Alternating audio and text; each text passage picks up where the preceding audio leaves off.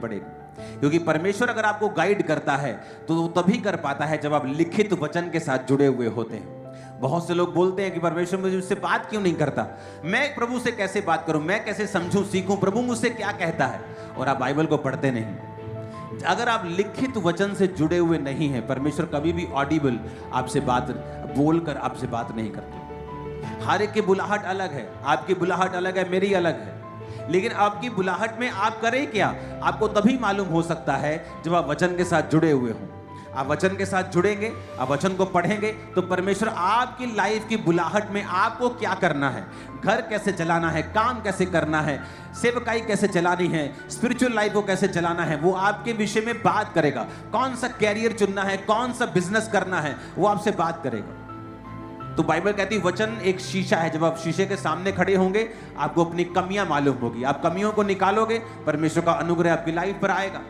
तो ये चीजें आपको समझनी है, बुद्धि के साथ चलना है, प्रार्थना के साथ चलना है, फास्टिंग के साथ चलना है। बाइबल जितनी पहले कभी नहीं पढ़ी उस रीडिंग, उस डेडिकेशन के साथ चलना है, हमें तैयार रहना है। मैं आपको बता रहा हूं, जब शैतान लोगों पर ज्यादा अटैक करेगा आप ज्यादा ब्लेस किए जाएंगे खुदाबंद के द्वारा। आने वाले समय में कौन बचेगा? जिसका पैसा बैंक में होगा वो नहीं, मैं फिर कह रहा हूं, वो बचेगा जो धरती के साथ जुड़ा हुआ, जिसके पास जमीन होगी। आज आपको मालूम नहीं कौन सा बैंक उठ के बोल देता है कि ये बैंक बंद होने वाला, अपना पैसा निकाल लो।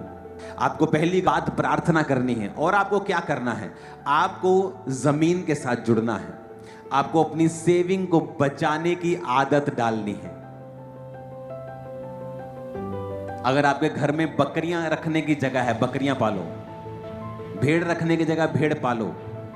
कोशिश करो जो आप महीने का कमाते हो उसे सेव करो, और जो घर का खर्चा है उसे बाहर से चलाओ।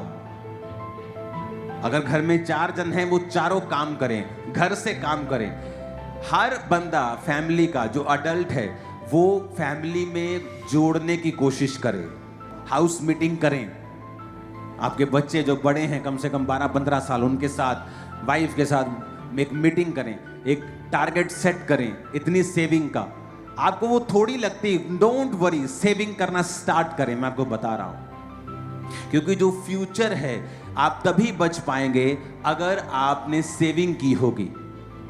आप सेविंग करके उसका प्लॉट लें, अपनी लाइफ में 50% सेविंग करने की आदत डालो। अगर आज आप 5 लाख की गाड़ी लेते हैं, 5 साल के बाद उसकी वैल्यू 1 लाख भी नहीं। आज आप 5 लाख का एक प्रॉपर्टी लेते हैं, 5 साल बाद उसकी वैल्यू 10 लाख से ज्यादा है। तो आपको क्या चाहिए, कार चाहिए कि प्लॉट चाहिए? लेकिन लोगों का ध्यान नहीं।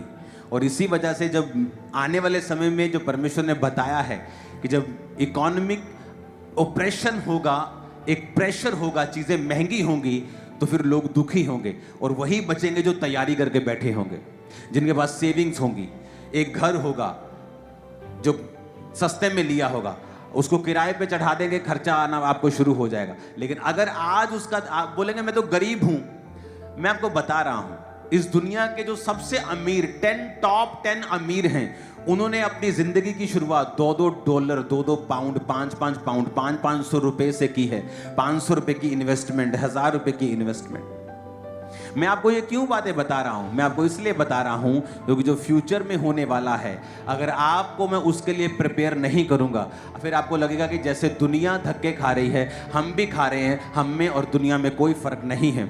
लेकिन आज आपको मालूम होगा कि नहीं, हमें ये बता दिया गया था, हमें अलर्ट कर दिया गया था, हमें सेविंग करने के लिए बोला गया था, हमें चीजें, कौन सी चीजें खरीदने के लिए बोला गया जो आने वाले समय में बढ़ेंगी। आप गाड़ी सस्ती लेके भी चला सकते हो काम, अगर आपको गाड़ी चाहिए, लेकिन